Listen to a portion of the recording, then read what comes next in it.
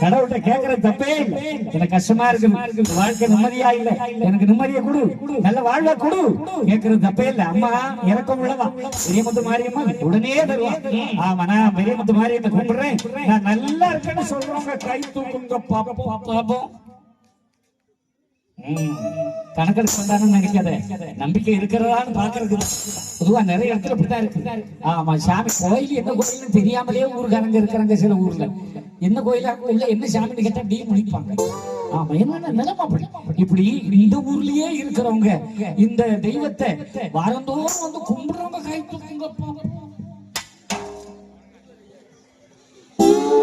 கடவுளுக்கு கோயில போய் தான் கும்பிடணுமா? அதானே சாமி மனசுல இருக்கு.